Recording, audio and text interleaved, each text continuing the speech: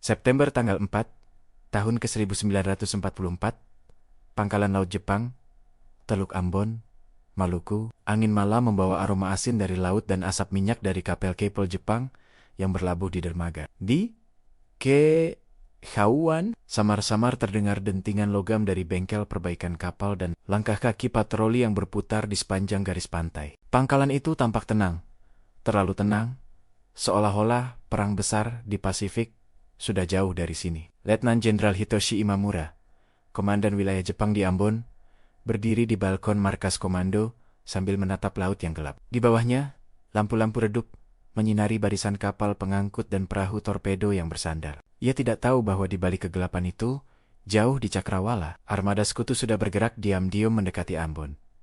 Beberapa jam sebelumnya, radar darurat di pos pengamatan Laha melaporkan adanya sinyal aneh di barat daya, gelombang radio yang tidak dikenali. Namun laporan itu diabaikan. Para perwira Jepang mengira itu hanyalah gangguan dari cuaca tropis yang tidak stabil. Tidak mungkin mereka datang ke sini, ujar Kapten Arachi, kepala intel pangkalan, sambil menyeruput teh pahit di ruang taktis. Mereka akan menyerang Morotai atau Halmahera. Ambon sudah tidak penting.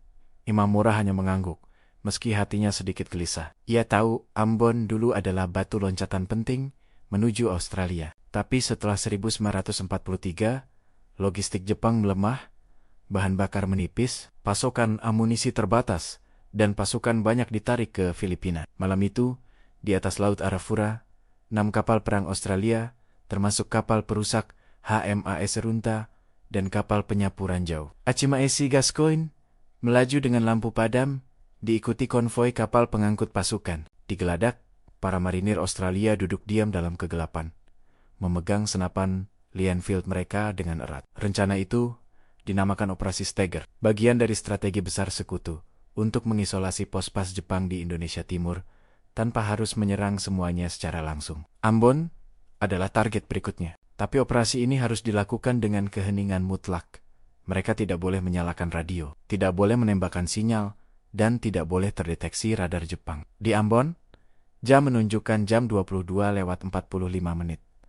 Hujan rintik mulai turun. Imamura masuk ke ruang peta, di mana 2 perwira muda sedang menandai laporan patroli udara siang tadi. Tidak ada aktivitas musuh, kata salah satu dari mereka. Imamura menatap peta besar di dinding titik-titik merah kecil, menandai posisi meriam pesisir Jepang di Teluk Baguala dan Halong. Tapi kenyataannya, pasukan di sana sudah kehabisan amunisi. Banyak meriam besar yang hanya punya peluru latihan. Para prajurit bahkan menggunakan karung pasir sebagai pengganti benteng beton yang hancur oleh korosi dan hujan asin. Di luar, di balik gulungan ombak, radar kapal Aronta menangkap siluet samar Pulau Ambon. Jarak 12 mil laut, lapor perwira navigasi. Komandan kapal, Letnan Komodor Harry B. Farncombe, memerintahkan kecepatan dikurangi. Kita mulai dari utara, pukul 3, kita sudah siap mendarat, katanya dingin. Sementara itu, Imamura duduk di kursinya, menulis laporan rutin untuk markas besar di Makassar. Tinta menetes pelan di atas kertas laporan. Tangan tuanya sedikit gemetar. Ia menulis tentang situasi aman. Tidak ada tanda-tanda pergerakan musuh di luar jendela. Lampu sinyal di pelabuhan berkedip pelan. Pesan dari kapal patroli yang baru kembali dari laut. Tapi operator komunikasi tertidur di posnya. Pesan itu tidak pernah dibaca malam itu. Di laut, kapal selam Amerika USS Hardhead mengintai dari kejauhan, siap memberi laporan bila kapal Jepang mencoba melarikan diri. Di langit, pesawat pengintai Catalina dari RAF melayang sunyi di ketinggian, menandai koordinat pantai mendarat untuk pasukan darat. Jam mendekati tengah malam, hujan makin deras, dan ombak menghantam dermaga Laha. Di sana, sekelompok prajurit Jepang muda duduk berdesakan di barak, memainkan harmonika, dan tertawa kecil di antara bunyi hujan. Mereka tidak tahu, itu mungkin malam terakhir mereka di Ambon. Tepat jam 2:10 dini hari. Radar kapal Australia mendeteksi sinyal pantai. Konvoi mulai melambat, bersiap membuka lambung kapal pendarat. Dari geladak Erunta, suara bisikan perintah terdengar. Siapkan sekoci. Tutup suara rantai. Sementara itu, Imamura akhirnya memutuskan untuk tidur. Ia menaruh pedang samurainya di atas meja dan mematikan lampu ruangan. Saat ia memejamkan mata, bayangan laut hitam terpantul di kaca jendela. Di balik sana, pasukan sekutu sudah memasuki teluk. tak sampai 10 kilometer dari markasnya. Dan pada saat fajar pertama menyinari Ambon, komandan Jepang di sana masih belum sadar. Mereka sudah dikepung. Pukul 04.35 dini hari. Kabut tebal menyelimuti Teluk Baguala, membuat pandangan hanya beberapa meter ke depan. Di tengah keheningan itu, gelombang kecil berdesir lembut di sisi kapal pendarat sekutu yang mulai menurunkan ram besi mereka ke air. Para marinir Australia melangkah perlahan. Lutut terbenam di air asin, sepatu dan seragam basah kuyup. Tak ada perintah keras, tak ada teriakan, hanya sinyal tangan dan tatapan tegang antar prajurit. Letnan Komando James Jimmy Caldwell, pemimpin unit pengintai pertama, menempelkan jarinya ke bibir. Tidak ada suara, tidak ada tembakan, bisiknya. Di tangan kirinya, ia membawa peta lusuh dan kompas kecil. Tujuan mereka, mengamankan dermaga Halong dan memutus jalur komunikasi Jepang sebelum matahari terbit. Langit mulai memucat kibu-abuan ketika kelompok pertama mencapai pantai. Tidak ada penjaga, tidak ada tanda perlawanan. Hanya barisan kelapa, miring diterpa angin dan bekas pos Jepang yang kosong. Mereka menyeberang perlahan menuju gudang pelabuhan, menancapkan bendera kecil berwarna biru, tanda bagi kapal utama bahwa zona aman untuk mendarat. Sementara itu, kapal HMS Gascoigne berlabuh lebih dekat ke garis pantai, menurunkan artileri ringan dan kendaraan lapis baja. Kru kapal bergegas mempersiapkan peralatan radio portabel untuk membuka komunikasi dengan unit udara yang menunggu di langit Australia Utara. Operasi berjalan lebih cepat dari perkiraan, tidak ada alarm, tidak ada tembakan artileri Jepang yang membalas. Di sisi lain pulau, di pangkalan udara Laha, suasana masih seperti biasa. Prajurit Jepang bergantian berlari pagi di landasan, sementara teknisi memperbaiki pesawat Zero yang sayapnya berkarat. Salah satu teknisi, Private Yukio Tanaka, berhenti sejenak dan menatap ke arah laut. Ia merasa ada yang aneh. Suara samar dari kejauhan, seperti mesin kapal besar yang diredam kabut. Tapi ketika ia melapor ke perwira jaga, ia malah dimarahi. Tidak mungkin ada kapal di situ, Tanaka, laut sedang tenang, bentak sang perwira. Di markas utama, Letnan Jenderal Imamura baru terbangun. Ia mengenakan seragamnya perlahan, memeriksa pedang samurainya, dan berjalan menuju ruang peta. Ada laporan baru? Tanyanya malas. Tidak ada, Tuan. Hanya cuaca buruk di timur, jawab seorang perwira sambil menunduk. Imamura mengangguk pelan dan menatap keluar jendela. Hujan berhenti. Kabut masih menutup separuh teluk. Namun di balik kabut itu, 1.200 prajurit Australia sudah mendarat, tersebar di sepanjang pantai dari Halong hingga Lateri. Mereka bergerak senyap, menyusuri rawa dan hutan nipah yang menutupi jalur menuju kota Ambon. Unit pengintai menemukan bunker Jepang kosong dan pos radio yang ditinggalkan terburu-buru. Salah satu prajurit bahkan menemukan meja makan dengan cangkir teh yang masih hangat, tanda bahwa pasukan Jepang baru saja pergi, mungkin ke arah selatan pulau. Caldwell menekan tombol radio kecil di sakunya. Ini Ravanon, zona pantai aman. Ulangi, zona pantai aman. Tidak ada kontak musuh. Suaranya disambut pelan di headset. Salinan diterima. Konvoi utama bergerak.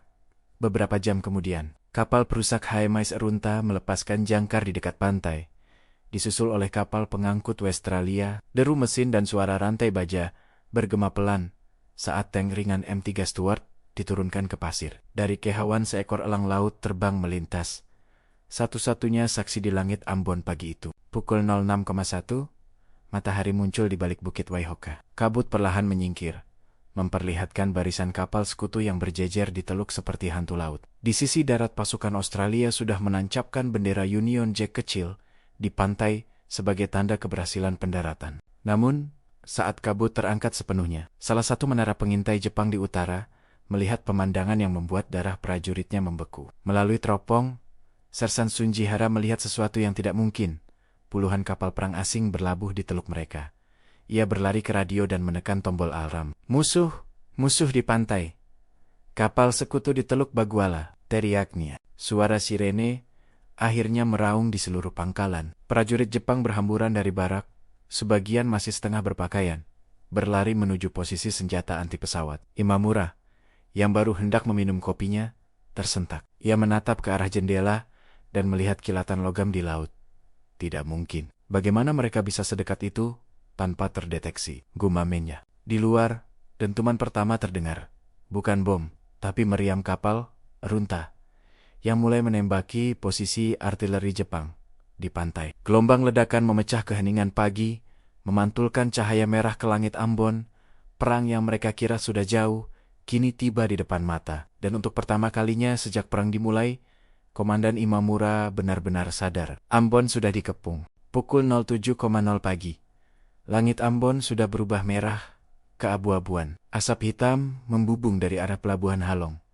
Tempat artileri pesisir Jepang dihantam, tepat oleh tembakan meriam kapal Arunta. Gelombang kejutnya terasa sampai ke markas utama di Benteng Victoria. Dinding bergetar, kaca jendela pecah, dan peta di dinding bergoyang hebat. Letnan Jenderal Imamura bergegas ke ruang komando. Suaranya keras dan bergetar. Hubungkan dengan Laha. Saya mau laporan. Langsung! Namun operator radio tampak panik. Sinyal mereka terganggu. Mungkin karena gangguan dari kapal sekutu yang sudah memasang jemer di perairan sekitar. Imamura mengepalkan tinju. Kirim kurir, kalau perlu. Saya ingin tahu apa yang terjadi di sana sekarang. Di pangkalan udara Laha, keadaan sudah kacau. Pesawat tempur Zero dan bombarder ringan yang tersisa berjejer tak berdaya di landasan yang becek. Beberapa mekanik mencoba menyalakan mesin, tapi tangki bahan bakar mereka hampir kosong. Bom yang tersisa hanya 4 buah, dan 2 diantaranya rusak. Major Takeo Nakamura, komandan pangkalan, memerintahkan semua personel siap bertempur. Kita tidak punya udara, pertahankan darat, katanya lantang sambil menarik pedang pendek di pinggangnya. Di sisi lain lapangan, prajurit Jepang berlari mengambil posisi di balik kantong pasir, mengarahkan senapan Arisaka ke arah teluk. Tapi mereka tidak melihat musuh. Hanya kabut tebal yang mulai tersibak, memperlihatkan bayangan kendaraan lapis baja yang bergerak mendekat dari arah utara. Itu adalah unit tempur gabungan Australia yang dipimpin Kapten Edward Ted Lawson, dengan tang-tang ringan M3 Stuart di barisan depan dan pasukan infanteri di belakang. Mereka bergerak cepat, menyusuri jalan tanah yang mengarah ke Laha, melewati sisa pos Jepang yang terbakar. Suara rantai baja dan tembakan mesin ringan menandai awal serangan darat. Kontak visual. 8. Tidak, 10 tank musuh, teriak seorang pengintai Jepang. Nakamura langsung memerintahkan pasukan penembak anti-tank menyiapkan posisi. Mereka hanya memiliki 2 meriam kecil, tipe 137 mm. Senjata yang sudah ketinggalan zaman, bahkan untuk tahun 1944. Ketika tank Australia pertama muncul di tikungan jalan, artileri Jepang menembak, peluru pertama meleset, peluru kedua meledak di tanah, menghantam lumpur dan batu. Tank Australia membalas dengan cepat. Dentuman 37, 2000 memecahkan posisi meriam Jepang seperti mainan. Tanah bergetar hebat, dan potongan besi berterbangan ke udara. Nakamura berteriak memberi semangat pasukannya, tapi gelombang serangan itu terlalu kuat. Dalam waktu 30 menit, garis depan Jepang di Laha mulai runtuh. Sementara itu, Imamura berdiri di balkon markasnya di Ambon Kota, menyaksikan kolom asap menjulang di kejauhan. Ia tahu pangkalan Laha adalah benteng utama pertahanan barat. Jika itu jatuh, Ambon akan terbuka lebar. Berapa banyak pasukan yang masih bisa kita kirim ke Laha? Tanyanya. Perwira staf menjawab. Sekitar 200 orang, Tuan, tapi jalan sudah tidak aman. Patroli musuh meluas sampai Paso. Imamura menatap peta dan sadar, mereka sudah dikepung dari 2 arah. Di sisi lain teluk, unit pengintai sekutu berhasil menyusup ke jalan utama menuju Benteng Victoria. Mereka menemukan bunker Jepang yang ditinggalkan, berisi amunisi, dan dokumen operasi yang belum sempat dibakar. Dalam laporan intel yang disiarkan malam itu, sekutu mencatat, pasukan Jepang di Ambon tampak kehilangan koordinasi. Tidak ada komunikasi antar pos. Banyak posisi kosong. Tapi bukan berarti Jepang menyerah begitu saja. Di tengah reruntuhan Laha, sekelompok prajurit Jepang yang tersisa menggali posisi baru di antara bangkai pesawat dan puing hanggar. Mereka menunggu dalam diam. Saat unit Australia memasuki area landasan, pasukan Jepang membuka tembakan dari segala arah. Suara peluru menyalak, menghantam besi dan dinding beton. 1 tank Australia terbakar, 2 prajurit jatuh terkena sniper. Sniper di hanggar kanan! Teriak salah satu marinir lempar granat asap. Balas Caldwell dari radio. Ledakan granat asap menutupi pandangan, dan pasukan Australia merayap ke posisi Jepang. Pertempuran jarak dekat pun terjadi di antara reruntuhan hanggar, bayonet melawan pisau, peluru bersiul di udara. Dalam waktu singkat, Laha berubah menjadi neraka kecil. Major Nakamura berdarah di bahu, masih bertahan di ruang komando kecil di bawah menara kontrol. Ia menatap foto keluarganya di dompet kulit lusuhnya, lalu menulis catatan terakhir. Kita bertempur sampai akhir, demi kehormatan. Ketika pasukan Australia memasuki ruangan itu, hanya tersisa asap, darah, dan tubuh Nakamura yang tergeletak di lantai.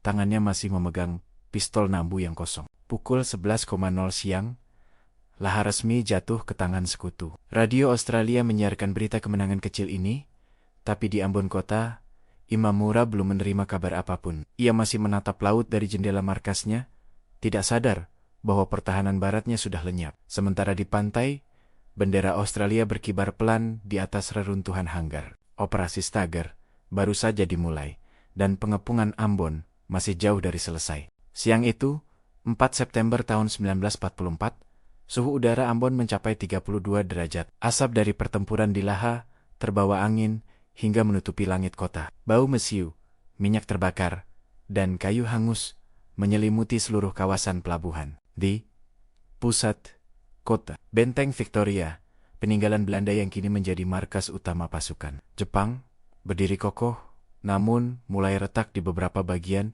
akibat usia dan guncangan tembakan artileri. Letnan Jenderal Hitoshi Imamura berdiri di ruang komando, menatap peta besar yang kini dipenuhi tanda merah. Laha sudah hancur. Mereka akan datang dari utara dan timur. Kita dikepung, ujarnya dengan suara rendah, namun tegas. Di hadapannya, beberapa perwira masih berdebat sengit.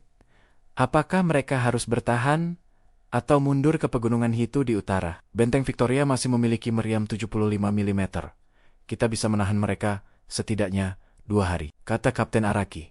Suaranya penuh tekad. 2 hari, Imamura menatapnya tajam. Kau tahu amunisi kita tinggal berapa?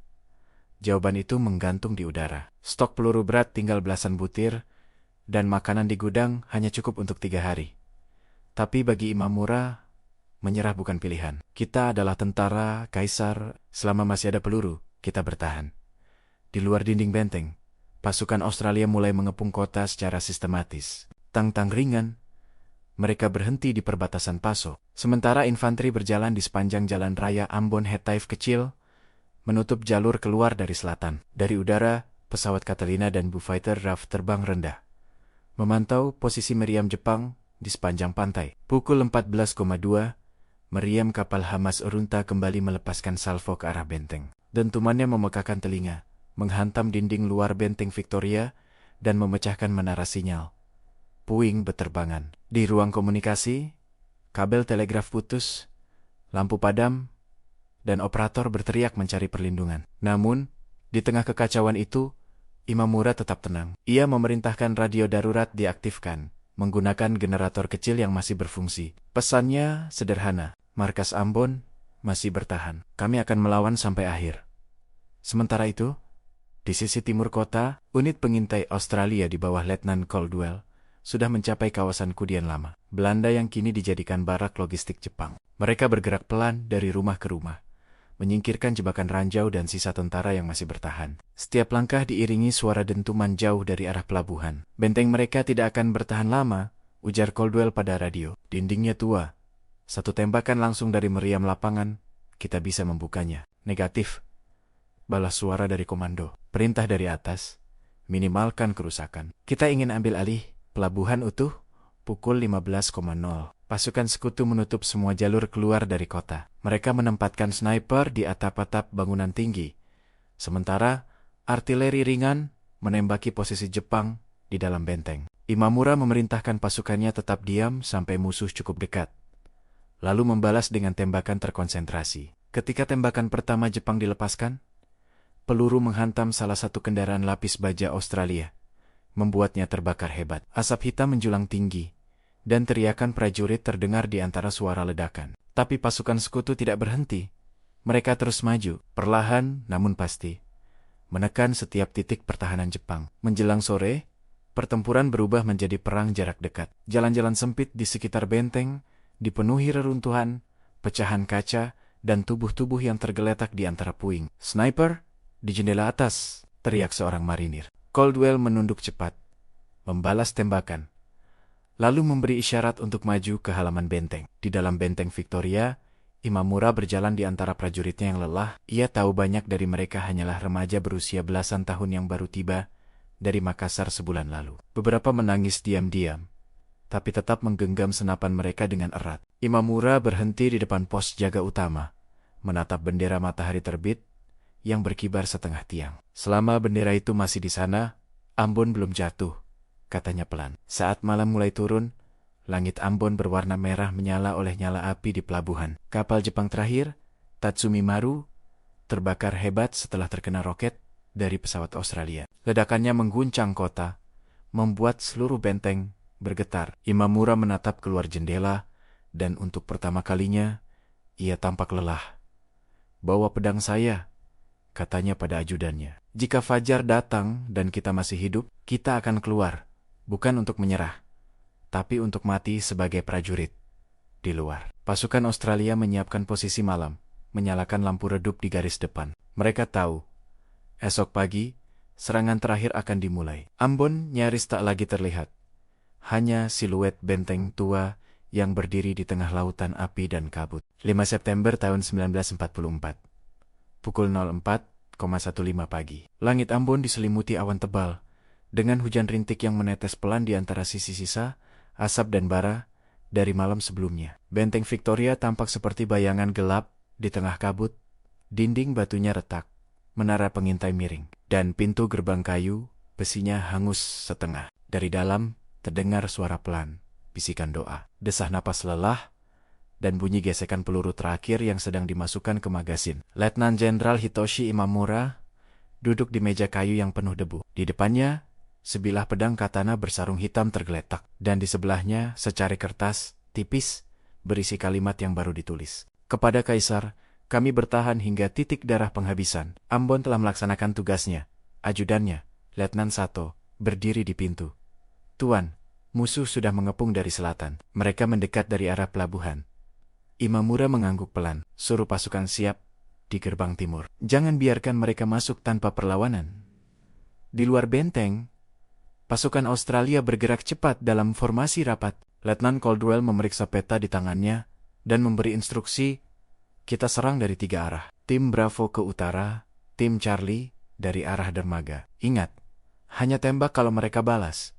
Tapi Caldwell tahu, perintah itu mungkin tak berarti. Jepang di dalam sana tak akan menyerah begitu saja. Pukul 05.00, tembakan pertama terdengar. Peluru artileri ringan menghantam dinding barat benteng, menimbulkan lubang besar. Dari dalam, pasukan Jepang membalas dengan senapan mesin. Pelurunya menembus kabut pagi dan mengenai pasir di depan pasukan sekutu. Pertempuran pun pecah lagi. Suara mesin tank M3 Stuart mengaum, merayap perlahan mendekati gerbang utama. Dengan satu tembakan langsung, gerbang besi yang sudah lemah itu terhempas. Pasukan infanteri segera menyerbu masuk, menyebar ke halaman benteng. Mereka menemukan tubuh-tubuh prajurit Jepang bergelimpangan. Sebagian masih memegang senjata, sebagian lain terbakar di dekat gudang amunisi yang meledak semalam. Caldwell memimpin langsung tim utama. Ia melangkah hati-hati di antara reruntuhan, menembak sesekali ke arah jendela, tempat penembak Jepang masih bertahan. Dari atas menara pengintai, bendera matahari terbit masih berkibar, sobek di tepinya, tapi tetap berdiri tegak. Di ruang komando, Imamura mendengar langkah-langkah mendekat. Ia menatap ke sekeliling. Hanya tersisa segelintir prajurit. "Inilah akhirnya," katanya pelan. Ia mengenakan seragam lengkapnya, merapikan topi militer, dan mengambil pedangnya. Ledakan keras mengguncang ruangan. Debu berjatuhan dari langit-langit. Ajudan Sato menjerit, lalu terjatuh tertembak. Imamura menariknya ke dinding, tapi darah sudah membasahi lantai. "Pergilah, Sato, kau masih muda," kata Imamura. Sato, dengan suara serak, menjawab, "Saya tidak akan meninggalkan Anda, Jenderal." Saat pasukan Australia menembus koridor terakhir, Imamura berdiri di tengah ruangan. Ia menatap foto Kaisar di dinding dan menundukkan kepala dalam-dalam. Suara langkah musuh makin dekat, lalu senyap. Dalam detik berikutnya, terdengar bunyi tembakan tunggal. Ketika Caldwell dan pasukannya memasuki ruang komando, mereka menemukan tubuh Imamura terbaring di lantai, pedangnya di sampingnya, dan secarik surat di meja yang sudah terkena percikan darah. Caldwell mengambil surat itu, membacanya dalam diam. Ia tahu, ini bukan kemenangan biasa. Ini akhir dari sebuah fanatisme, dari perang yang menelan puluhan ribu nyawa di pulau-pulau terpencil seperti Ambon. Di luar, hujan mulai berhenti. Seorang prajurit Australia menurunkan bendera Jepang dan menggantinya dengan bendera sekutu. Bendera itu berkibar pelan tertiup angin pagi di atas benteng tua yang kini sunyi. Jam menunjukkan jam 7:12. Komando radio Australia mengirimkan pesan singkat ke markas besar di Darwin. Emban secured, enemy command neutralized, casualties minimal. Namun di hati mereka tak ada sorak kemenangan. Para prajurit berjalan pelan di antara puing, menatap reruntuhan benteng yang dulunya menjadi simbol kekuasaan Jepang di Maluku. Di pantai, kapal-kapal sekutu berlabuh tenang dan laut kembali sunyi, seolah perang tak pernah terjadi di sana. Di sebuah sudut halaman benteng, Caldwell berhenti sejenak dan menatap ke arah gunung di utara. Ia berpikir tentang semua tempat di Pasifik yang masih harus direbut. Semua darah yang masih akan tumpah sebelum perang ini benar-benar berakhir. Ia menghela napas panjang. Ambon sudah bebas, katanya pelan. Tapi, perang belum selesai. Dan dengan itu, fajar di Ambon menandai akhir dari satu bab tragis dalam sejarah, hari ketika komandan Jepang tak sadar bahwa mereka sudah lama dikepung, hingga akhirnya terjebak dalam perang yang tak lagi bisa dimenangkan.